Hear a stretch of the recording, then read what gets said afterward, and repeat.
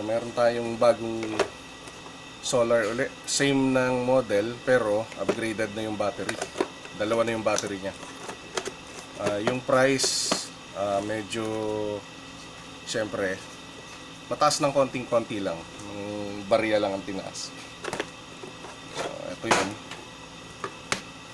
Yung dati kasi kailangan pa natin i-upgrade yung battery para humaba ng konti yung buhay niya, yung usage. Tapos ayan na. Dalawa na yung 18650 niya. Tapos pwede mong palitan. Kung gusto mong magpalit ng mga magagandang klase, yung mga medyo mas pricey ng konti, mas maganda. Tulad nito, meron ako ditong 18650 na 3000 milliamperes. Ito. Hindi rin naman kamahalan. Less than ano lang to. Less than 500 yung pares. Yung iba, meron daw nabibili kalahati halos nung price nito. So pag ito nilagay, yan, spring loaded na. Yan. Whoop.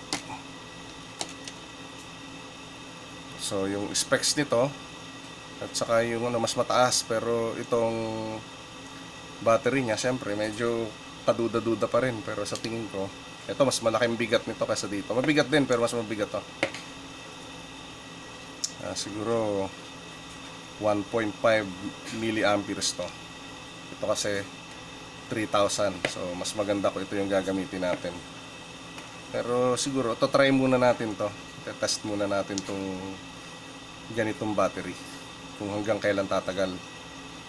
Kung hanggang ilang oras tatagal sa tulad ng mga review sa kahit isa pwede ilagay. Sa review na ginawa ko doon sa first version ito, yung version 1 ito. Oop. Mas maganda.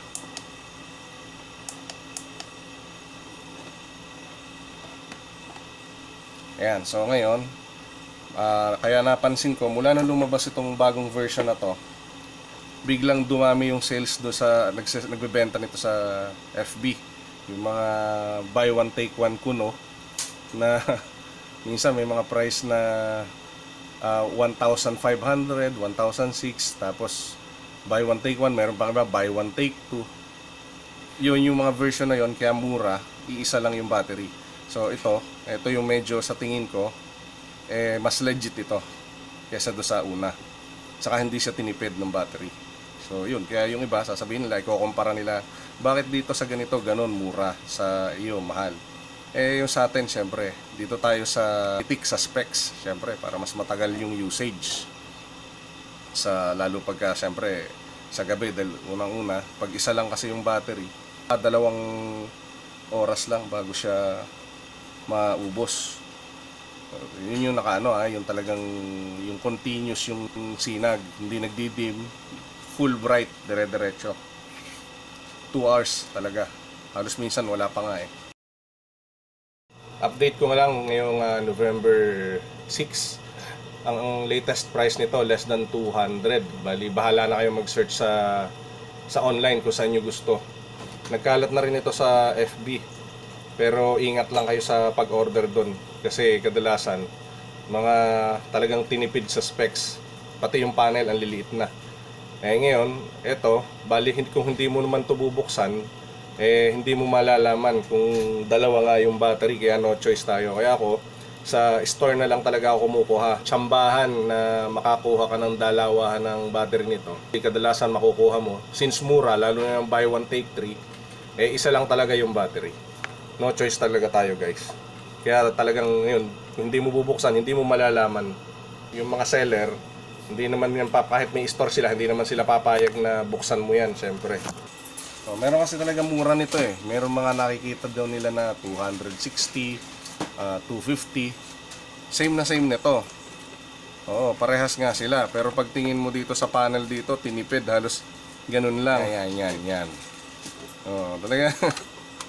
Grabe yung panel. Halos lang, half lang. Tinipid na talaga. So, yun. Kaya minsan, siyempre, you get what you paid for. Ganun talaga Titipid Ito mukhang mas okay dahil ano siya, parang nadagdagan ng konti yung size ng panel. Doon pa rin ako sa mas malaking panel kaysa doon sa maliit. Kasi siyempre, since dalawa na nga yung battery niya, tumaas na rin yung amperahe, kailangan itaas din nila yung amperes nung panel. So yun, testing na ulit.